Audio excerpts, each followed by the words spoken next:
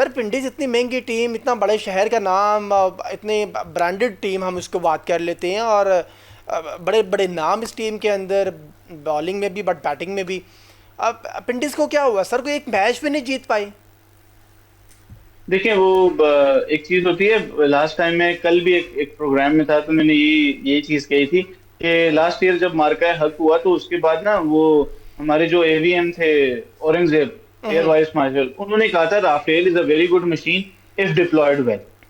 उनके पास रिसोर्सेज थे, ठीक है। उनके पास रिसोर्सेज सारे थे, उनके पास मिचेल भी थे, बिलिंग्स भी थे, मोहम्मद आमिर भी थे, ठीक है, रिशाद हुसैन भी थे, उसके बाद रिजवान भी ओके ही रहते हैं पीएसएल में, और फिर यासिर खान थे। लेकिन उन्होंने अपनी रिसोर्सेज को बेहतर तरीके से यूज नहीं किया। आप देख लें कि बिलिंग्स अगर 6 नंबर पे बारी कर रहे हैं तो it's too little too late, ठीक है, एक चीज। दूसरी चीज ये है कि इफ मैंने ऑलरेडी मैं बात कर चुका हूँ, मैं रिपीट करूंगा कि देखिए मोहम्मद रिजवान, वही शाइम अयूब वाली बात है कि मोहम्मद रिजवान इज नॉट 45, कि ये पीएसएल उसका आखिरी सीजन है और इसके बाद उसे कभी पीएसएल में मौका नहीं मिलना। आपकी अगर परफॉर्मेंस नहीं है, आप अगर परफॉर्म अच्छा नहीं कर पा रहे, तो आप बैठ जाओ, बाहर बैठ जाओ। आप कीपिंग भी नहीं कर रहे। आप लाहौर कलंदर्स के खिलाफ जो ये मैच हारे, जस्ट बिकॉज ऑफ कीपिंग। आप बिलिंग्स को कीपिंग करवा रहे हो। Billings is not a good keeper than Rizwan. मैं आज भी कहता हूं कि बैटिंग पे डिबेट हो सकती है, लेकिन विकेट कीपिंग स्किल्स की अगर बात की जाए तो Rizwan is a far better keeper than Billing. लेकिन आप फारूक का उन्होंने स्टंप छोड़ा जब वो 6 या 7 रन पे थे। फारूक स्कोर 64, ठीक यानी है। 58 रन का डिफरेंस, और फिर फखर के साथ वो जो पार्टनरशिप लगी, उससे विंडीज उस मैच में बहुत पीछे रह गया। फिर उसके बाद जब आपकी बैटिंग चलती है, 2 मैचेस में, एक में 214 किया जो पिशावर जल्मी ने चेज किया, 198 किया शायद वो इस्लामाबाद यूनाइटेड ने, समीर मिनहास ने जिसमें 50 की थी, आई एम नॉट रॉन्ग, एक मैच में उनको 198 किया और वो चेज करवा दिया। तो आपने कोई, आपके पीछे कोई थिंकिंग प्रोसेस ही नहीं था कि आपने किस तरह चलना है। और फिर जब आप रिजवान की परफॉर्मेंस देखें, आप रिजवान को देख लें, फिर उसके बाद वन डाउन आपने कामरान गुलाम को खिलाया। दोनों एक जैसे प्लेयर हैं। वो जब 10 ओवर में 70-80 होगा तो आप कभी भी 200 या 210 नहीं कर सकते।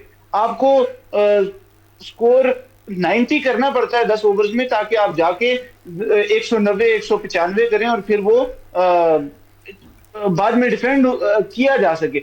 आपके पास बॉलिंग नहीं है, नसीम चले गए, जमान की इंजरी बहुत बुरे टाइम पे आई। लेकिन हैविंग सेड एवरीथिंग, मुझे ये लगता है कि जहां पर प्रॉब्लम हुई उनको बैटिंग में रीशफलिंग करनी चाहिए थी, जिस तरह हैदराबाद किंग्समैन ने की। मैंने ऑलरेडी यही बात की कि हैदराबाद ने थोड़े गट्सी डिसीजंस लिए, थोड़े टफ डिसीजंस लिए, कि साइम अयूब अगर मार्नस ऊपर आए थे और वो अच्छी परफॉर्मेंस ना देते, तो मैं बैठ के आज मार्नस को लान तान कर रहा होता कि यार हमारा प्लेयर था, नो लुक शॉट खेलता है, हमारा सबसे बेस्ट प्लेयर है, उसको क्यों आपने पोजीशन चेंज की।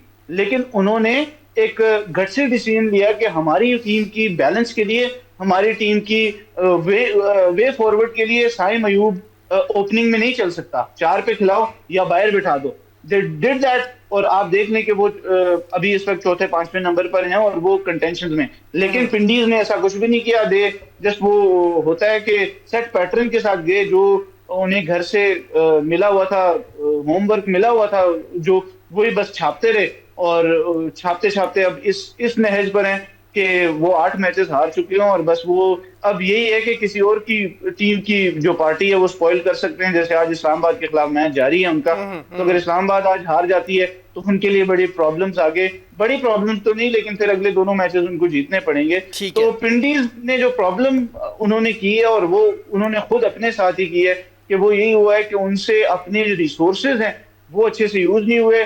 और रिजवान ने उस दिन बड़ी अच्छी प्रेस कॉन्फ्रेंस की, उन्होंने आके कहा कि मैं फॉर्म में नहीं हूं, मैं एक्सेप्ट करता हूं। तो फिर रिजवान को ये भी चाहिए था कि वो जब 5 मैचेस हो गए थे, सर मैं उनकी वसी फॉर्म भाई, नहीं लगी हुई थी, तो उन्हें छोड़ देना चाहिए। वैसे भाई वैसे ये जरा लाइटर नोट सा करके मुझे इसका जवाब दे। रिजवान को बहुत जल्दी नहीं पता लग गया कि वो अपनी फॉर्म में मौजूद नहीं, सारी टीम बाहर हो गई है, पूरा इवेंट इनका बेकार हो गया, जो मालिकान है उनके करोड़ों डूब गए, और रिजवान एंड पे आके एक बात करते हैं जी मैं फॉर्म में नहीं हूँ, मुझे मालूम है। ये मतलब कि बड़ा उनके लिए बड़ा ईजी था शायद ये सारा कुछ। सर प्रॉब्लम ये हुई है थोड़ा सा, पिंडीज जो बचत हो गई है ना पिंडीज की, वो ये हो गई है कि क्राउड नहीं था। क्राउड नहीं था। अगर पिंडी के लोग होते, पिंडी में मैचेस होते, और अगर पिंडी की ये परफॉर्मेंस होती, तो आप देखते कि इनके साथ क्या होता। अभी जी। तो मतलब चीजें बहुत सारी चल रही है ना, जंग, फिर पाकिस्तान में मुज़ाकरात हुए, फिर दूसरे राउंड के लिए चीजें, तो लोग मतलब पीएसएल बहुत ज्यादा देखा जा रहा है, लॉयल्टी बहुत ज्यादा है, लेकिन वो ग्राउंड में जाके जो देखने वाला होता है और टीम को सपोर्ट करने वाला होता है, वो बहुत ज्यादा था। आपको याद होगा कि जब आप शायद वहां पे मौजूद भी थे, जब नसीम शाह आए थे किट की रुनुमाई के लिए, जी। तो जी। पिंडी में कितने लोग थे। जी। ठीक है, तो उसके बाद आप देख लें कि अगर मैचेस होते, और मतलब रिजवान को मुझे लगता है कि 6 मैचेस लेट, 6 मैचेस लेट उनको पता चला है कि मैं आउट ऑफ फॉर्म। अगर उन्हें 2 मैचेस या चले 3 मैचेस के बाद अगर उन्हें पता चल जाता ना कि मैं आउट ऑफ फॉर्म हूं और मुझे या तो अपनी पोजीशन चेंज करनी है, या मुझे किसी यंगस्टर को मौका देना है, शाहजेब खान वहां पर मौजूद थे, और उन्हें जब मौका दिया तो इज वेरी डिसअपॉइंटेड, और वो उनसे परफॉर्मेंस नहीं हो रही। तो ये जो सारी चीजें, हैविंग सेड एवरीथिंग, फिर माजरत, फिर बात हुई है कि रिजवान को बहुत लेट पता चला, और वो मुझे लगता है कि 5 मैच तो उन्हें लेट पता चला कि मेरी परफॉर्मेंस में आउट ऑफ फॉर्म हूँ। तो अब, और फिर भी हैविंग सेड दिस, वो फिर भी टीम की जान नहीं छोड़ रहे, ये सबसे बड़ा प्रॉब्लम है। और वो उनका ये भी कहना बड़ा मानी खेज था कि मैं तो पाकिस्तान टीम में कम बैक करने की कोशिश करूंगा, पाकिस्तान में कुछ भी पॉसिबल हो सकता है, लेकिन रिजवान का ये कहना भी बड़ा कंसर्निंग था मेरे लिए। ठीक